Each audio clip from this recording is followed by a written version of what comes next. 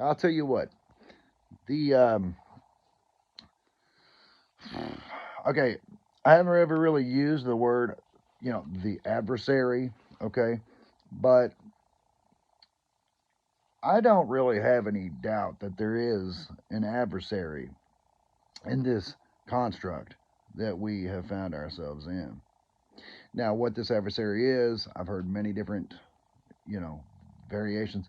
I mean, if you listen to Jason Brashears of Archaics, which I highly recommend, if you listen to him, it's AIX. He believes that we live in a simulation and that basically the simulation it was hijacked by an AI system, which, for all intents, I mean, for it is it, its goal is to enslave us, I guess, to keep us down. What's the purpose of that? Maybe because it hates us, right? Um. Anyway, I'm not getting into all that. I mean, that's a whole other thing, and that's not the purpose of what I'm wanting to talk about. So I'm really trying to reel myself in on that. But the adversary in this construct, in this realm, throws us a lot of curves here and there. Sorry, I just got a haircut, so I think I got hair like on me. Throws us curveballs, and we it throws us curves to throw us off our game. So, like if you're doing really well, let's say you are just doing all the right things, and if you're like in my case, I'm mostly talk with addicts who are in recovery. You got sober and you're starting to do a lot of really good things with your life moving forward and repairing relationships, getting your finances in order, and just taking care of business, right? Right? And when you start doing well, this adversary is not a fan of that because for whatever reason, and I know Christians say it's the devil and he hates you because you're made in God's image and basically is jealous of you, and that's cool. I mean that's fine. I don't necessarily subscribe to that, but I'm like that. That's we're on the same as far as we're on the same wavelength, I guess, as far as the whole purpose of it all. So, but like when you start doing well and you start noticing little things, like for example, I got shingles, which really was occurred for me because I was under the impression that I never in my life had chickenpox. And because like for seriously, like when my doctor told me, he's like, well, I went to my doctor. I thought I had like a spider bite or something. Well, then he's like, no, I think you got shingles. I'm like, I can't have had shingles. I've never even had chickenpox. He's like, well, who told you that? And I'm like, my mom. I'm like, well, basically, he was like, yeah, well, screw what your mom said. Because he was like, oh, well, I'm going to treat you for shingles anyway. And if it's not that, then it'll still take care of the other two. All right, fine, whatever. And then he got really concerned. I mean, my doctor has zero bedside manner, and I'm great with that because I don't like going to the doctor. I don't want to sit there and be schmoozed and talked to and having a talk with my doctor. I don't need all that. Let's just take care of business. Let's get this going. And he gets you in and out of there in 10, 15 minutes. You're done. Love it. But he's very thorough. I'm not saying he cuts any corners. Not at all. He is absolutely thorough. Anyway, but when my doctor slowed down, when he just kind of pumped his brakes and slowed it down, I was like, oh crap! I've been going to this guy for years, and I've never seen him do that. And he goes, wait a minute. So he runs in the other room and he comes back with this little tote or whatever with this kit for basically checking my eye. And he's like, you got it in your eye. You need to get to ophthalmology today. You could lose that eye. So when he hit the brakes, and I'm like, oh, that's when I got concerned. Anyway, so later I did ask my mom, hey, mom, I thought I never had chickenpox. She's like, well, you might have. I mean, whatever. Okay. So my point is, everything had been going well. The podcast is been growing very well, even though I was not being consistent because I had a lot of things going on, new job, knew a lot of things going on, and not making an excuse, I'm just saying what it was. But despite all of that, the podcast has been doing pretty damn well, considering I have been very inconsistent. It's been doing very well. So because I'd kind of been away, and then come back and I look, and the numbers are pretty good, and I'm like, huh, well, if I get that from being very inconsistent, imagine if I actually did what I'm supposed to be doing with it. So then I'm like, okay, so I get serious. I do a lot of writing. I'm writing a memoir about my time in active addiction. I do a lot of writing on Substack. If you'd like to read my stuff, that's where my more weird stuff is. Although I'm pretty weird anyway, but whatever. But my more, anyway, Substack, Matt Stevens, subscribe, free subscription, that's fine. I would greatly appreciate it. Hey, and if you want to do a paid subscription, hey, we can do that too. Anyway, so when I start getting serious about Substack, I start getting serious again about the podcast, and I am writing, I get thrown this, right? Plus, my fiance, Kitty, her mother passed away, causing a lot of stuff to just stop, right? And we've been going through that, and it's been rough, really rough. Losing a parent. I'm an addict. I've been, I've lost a lot of friends. You know, when you're a heroin addict, and you know a lot of other heroin addicts, like a lot of the guys I was in rehab with, and I mean a lot, are no longer with us. They got out of rehab, they relapsed, they overdosed, they're no longer with us. And that's really bad, especially when you're kind of rooting for them, right? Because you were in rehab with these guys long term too. And anyway, but go. I've lost my stepmom, and that was very bad. But I've still got my mom and my dad.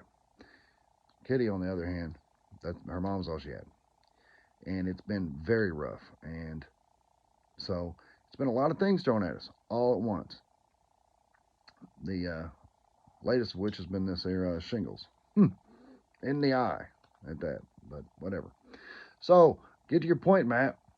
Point is, we need to recognize when something is trying to stop us. And we can also look at that as a good thing.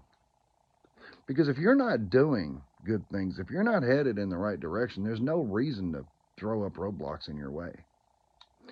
So, as frustrating as it may be when the adversary throws roadblocks in front of you, if you really want to look at it, put a positive spin on things, and it is, look at it as, I must be on the verge of something good.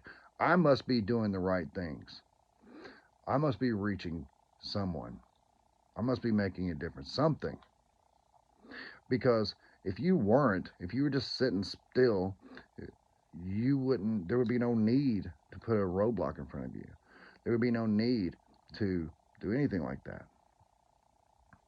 So we can look at things like that as good, very good. But we still don't want to let them happen, right? Of course, shingles, once I had it, I had to stop, and because especially with it being in my eye, I can't lose my eye, duh, I guess I can, but it's not going to happen. Anyway, but we can see these things as good things. Maybe not the death of a loved one, but you get what I'm saying. When roadblocks get thrown up in front of you, it means that you're doing good. And keep going. In fact, double down. Do even more. Show this thing that you are not going to be deterred. It's going to have to go and deter someone else. Because even it is smart enough to know it's not going to win every battle. And if there are 10 people out there making a difference and doing good things, and it tries to throw roadblocks in front of all 10 of them, let's say 5 of them overcome it and 5 of them crumble under the pressure. Be one of the 5 that doubles down and pushes through it and says, nope, not me, buddy. And maybe, just maybe, of those 10 people, we can get, I don't know, 6, 7, maybe even 8 of which to push through instead of just the 5, right? So I'm kind of back with a vengeance. And I'm making this little video right here just because I felt like I needed to do something. I'm outlining a podcast episode, and I intend to record that tonight, I believe, and have that out. And I had been sitting on a podcast episode for a few weeks because of the thing with her mother and the funeral service and all that stuff. And then this happened right after that. And I mean, so it's been a few weeks. I had that thing recorded. Actually, I think I recorded it just a few days after her mother passed away, and I know I did because I mentioned it in the podcast. So anyway, but the point is, then this happened, and I couldn't look at a computer screen. My eyeball was jacked up. So I just now got that out today, and now I'm going ahead and getting the next one going. But this video here, I just wanted to do something, right? And I hope that maybe someday someone will see this video and think, he's right. I have had so much shit thrown in front of me while I'm trying to make a difference, while I'm trying to do good, while I'm trying to repair relationships, or be an inspiration, or be an example to someone else. And all of a sudden, all this stuff comes flying at me. Push through, double down, do even more. Because it means that you are on the right track. There's a reason why you're having shit thrown at you. Because you wouldn't need to have shit thrown at you if you weren't doing something good. Yep. Anyway, loved ones, my name is Matt Stevens, and I would greatly appreciate your support. I do not need financial support. I mean, that'd be great. I mean, who doesn't want that? But, I mean, it's certainly a great vote of confidence. However, just a subscribe to my channel, maybe a review on my podcast, or a subscription to my Substack, just whatever. I am an addict in recovery. I spent the first 5 years of my recovery just laying low, getting 5 years under my belt, and I did a lot of reading, a lot of studying and stuff like that, but I kept my nose down, and I didn't do this. Like, I'm going to get 5 years in, then I'm going to start doing some things, like writing this memoir. This memoir is something that I really wish I had had when I was new to sobriety, because when you've used drugs for a long time, everybody you knew used drugs, and then all of a sudden you get sober and you have to cut ties with all that. It's an extremely lonely place to be, and plus it messes your whole chemistry up in your entire body and your brain and everything else. It's just such a lonely time. Plus, you don't have anybody. I mean, you got family and stuff, but I mean, as far as like outside of that, but it's just the anxiety and the depression just from the chemicals being rearranged and all that stuff in your body and in your brain. Then the fact that you're adopting an entirely new lifestyle and just giving up an addiction, it's just bad. And I wish I'd had this memoir that I'm writing, something like this that I could turn to, someone that knows what it's like. So anyway, that's what the memoir is about. I'm writing that. It's 2024. I really hope to publish that this year.